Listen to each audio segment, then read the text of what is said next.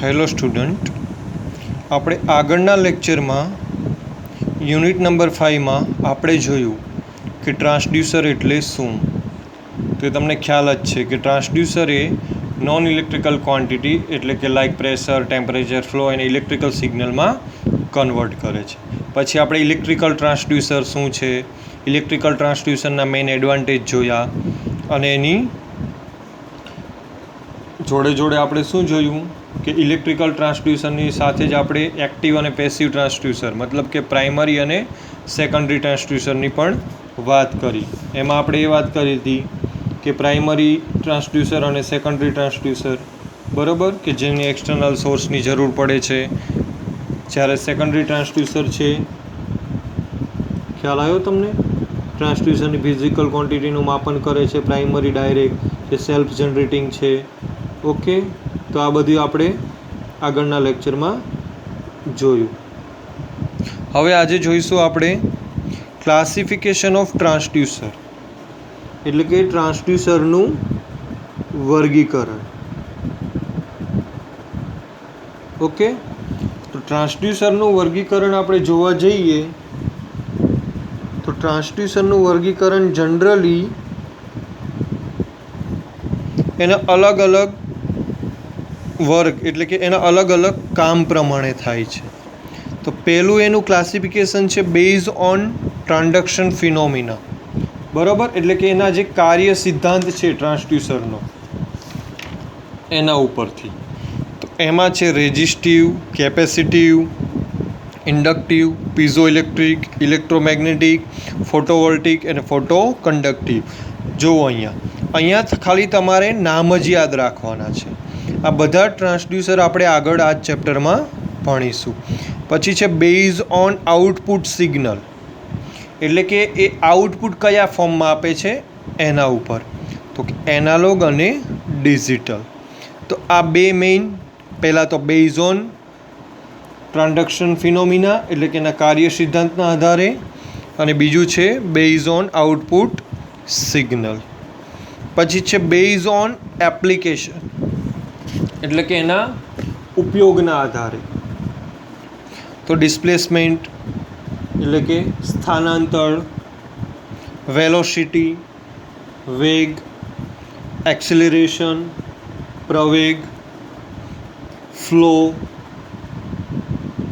બરાબર એટલે કે પ્રવાહ, ફોર્સ બળ, પ્રેશર દબાણ, ટેમ્પરેચર એટલે કે તાપમાન. તો એના ઉપયોગના આધારે, શેના આધારે થયું એનું ક્લાસિફિકેશન? ઉપયોગના આધારે. એટલે કે જ્યારે એનું મેઝરમેન્ટ કરવામાં આવે છે તો કે સ્થાનાંતર મતલબ ડિસ્પ્લેસમેન્ટ થાય છે ત્યારે જે ઇલેક્ટ્રિકલ સિગ્નલ આપે છે, એક્સિલરેશન, ફ્લો, આ તો એના ઉપયોગના આધારે. અને પછી આવે છે ઓપરેશન એટલે કે એના વર્કના આધારે. તો આપણે આગળ જોયું હતું પ્રાઇમરી એન્ડ સેકન્ડરી. બરાબર, તો પ્રાઇમરી ટ્રાન્સડ્યુસર છે, પ્રાઇમરી ડિટેક્ટર અથવા તો પ્રાઇમરી ટ્રાન્સડ્યુસર, તો એમાં ઘણીવાર ક્વોન્ટિટી માપન કરવા માટે એક્સટર્નલ સોર્સની જરૂર પડે છે. શેની પડે છે? એક્સટર્નલ સોર્સની. ઓકે, અને જ્યારે સેકન્ડરી ટ્રાન્સડ્યુસર છે એ કેવું હતું? સેલ્ફ જનરેટિંગ હતું. કેવું હતું? સેલ્ફ જનરેટિંગનું. ખ્યાલ આવ્યો તમને?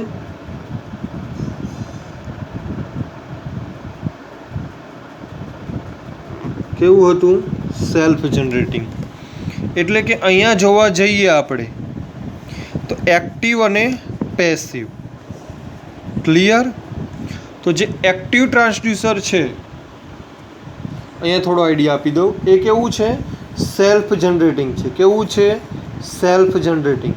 એટલે કે એને એક્સટર્નલ એટલે કે બાહ્ય સોર્સ, એક્સટર્નલ સોર્સની જરૂર પડતી નથી.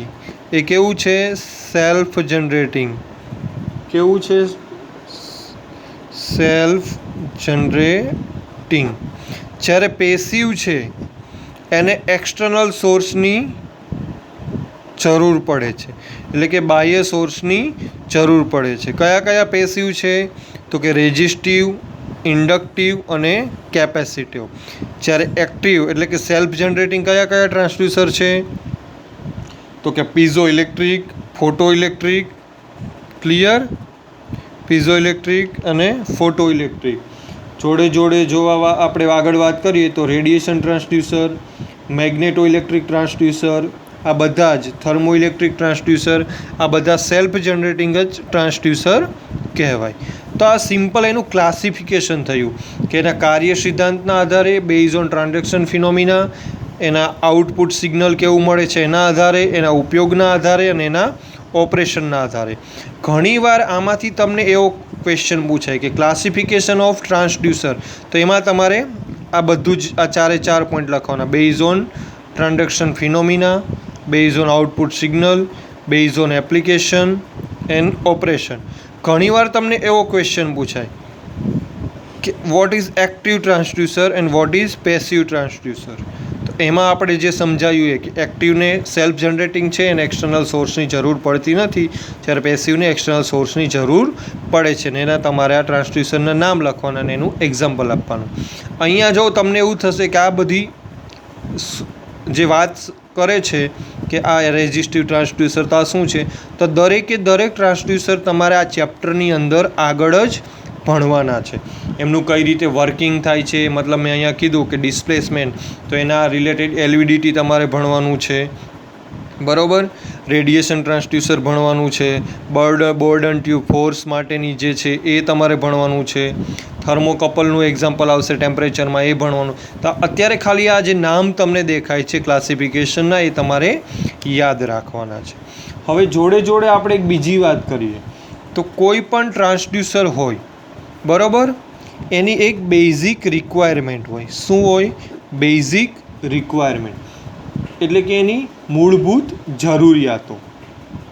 તો જનરલી કોઈ પણ ટ્રાન્સડ્યુસર હોય એની મૂળભૂત જરૂરિયાત હોય. આપણે કોઈ પણ ઇક્વિપમેન્ટ લઈ લો તો એની એક બેઝિક રિક્વાયરમેન્ટ કે એ કઈ રીતે વર્ક કરશે, બરાબર.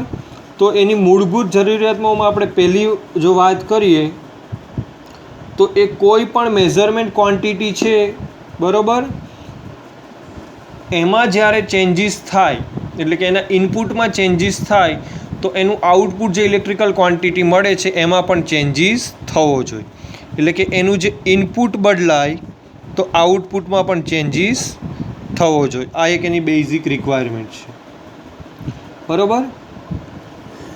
પછી કોઈ પણ ક્વોન્ટિટી છે એની વચ્ચે મેથેમેટિકલ રિલેશન, એટલે કે ઇનપુટ અને આઉટપુટ, જે તમે ઇનપુટ ક્વોન્ટિટી આપો છો મિકેનિકલ ક્વોન્ટિટી એટલે કે ફિઝિકલ ક્વોન્ટિટી, અને આઉટપુટ તમને ઇલેક્ટ્રિકલ સિગ્નલ મળે છે, તો એની વચ્ચે મેથેમેટિકલ રિલેશન હોવું જોઈએ. એની લિનિયારિટી સારી હોવી જોઈએ. આ પણ એક એની બેઝિક રિક્વાયરમેન્ટ છે, બરાબર. અને એક એની સાઇઝ, એ પણ પ્રમાણસર, એટલે કે એક ચોક્કસ એની સાઇઝ કેવી હોવી જોઈએ? એક ચોક્કસ હોવી જોઈએ, એક ફિક્સ હોવી જોઈએ. એની એક્યુરેસી સારી હોવી જોઈએ. આ પણ એની કે શું છે? બેઝિક રિક્વાયરમેન્ટ છે.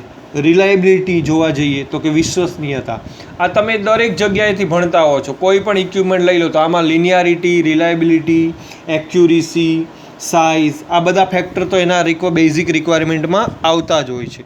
તો અહીંયા ટ્રાન્સડ્યુસરની પણ બેઝિક રિક્વાયરમેન્ટમાં આ બધી વસ્તુ આવે છે કે એની રિલાયબિલિટી સારી હોવી જોઈએ, એની એક્યુરેસી સારી હોવી જોઈએ, બરાબર. પછી એની સાઇઝ પ્રમાણસર હોવી જોઈએ, એનો ઇનપુટ આઉટપુટ સિગ્નલમાં મેથેમેટિકલ રિલેશન હોવું જોઈએ, ઇનપુટ ચેન્જ થાય તો આઉટપુટ રિસ્પોન્સ એનો ક્વિક હોવો જોઈએ.